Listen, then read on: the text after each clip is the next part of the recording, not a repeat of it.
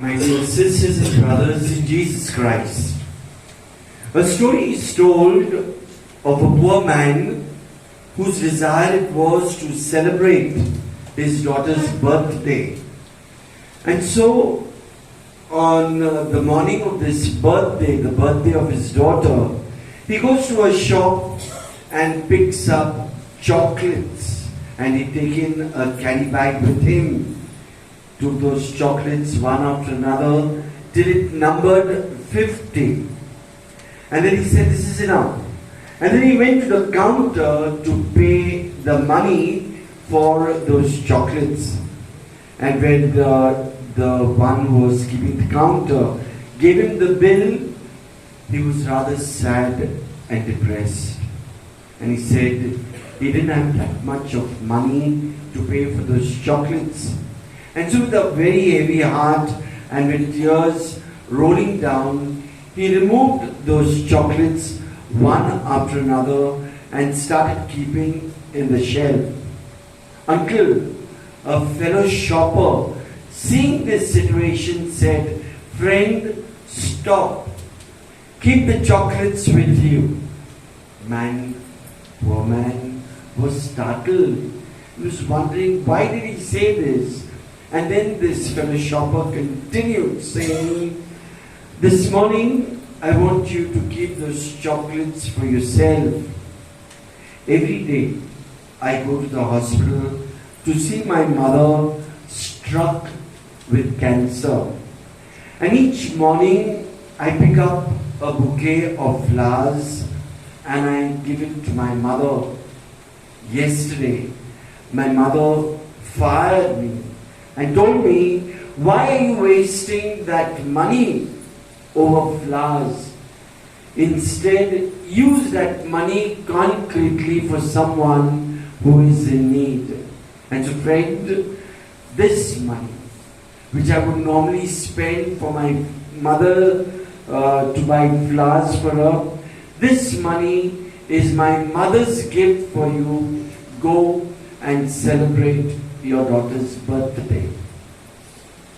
Without analyzing this story, if the man was poor, why had he to celebrate his daughter's birthday? Let us not analyze this story, my dear sisters and brothers, but let us get into the heart of the message of this story. One must be selfless. One must reach out in service of our brothers and sisters. And this is what the Lord in today's gospel speaks to us. This is what is the message of your conference as you celebrate your 43rd National Conference and the Golden Jubilee of the Marriage Encounter Movement, building communities where there is love. It is only when we are filled with the love of Jesus will we be able to reach out to one another. Look at this guy in today's gospel. He is all the time thinking about himself. He is collecting food grains in his barn. And the Lord rightly says, "Today you are required in heaven. Whose goods will these be?" He thought as long as he had much for himself, he would make merry. But of what use is this wealth? What use is this possession going to be, because you and I belong to the Lord?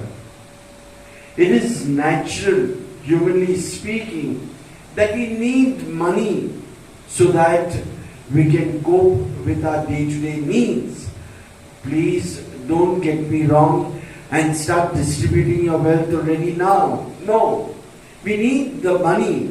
But what is of utmost importance is that our consciousness, our awareness that we belong to the Lord, and it is not the possessions that matter much, it is God who matters much to us.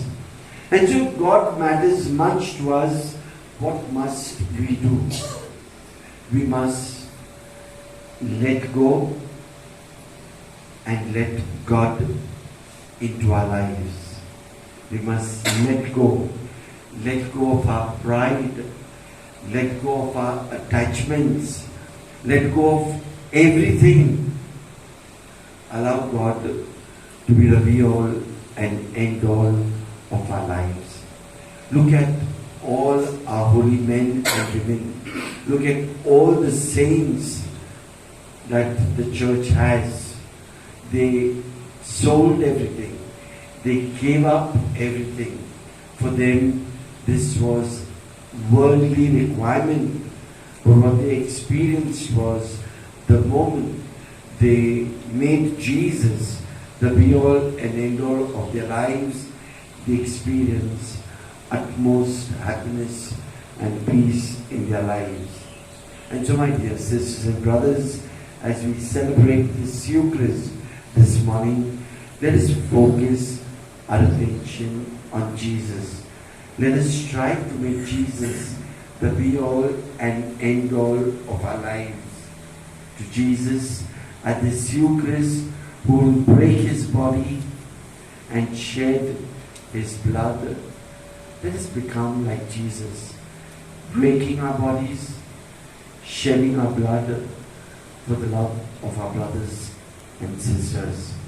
And my dear brothers and sisters, as you're going to deliberate, as you're going to reflect on the topics that have been assigned for our reflection, particularly during the 43rd National Conference,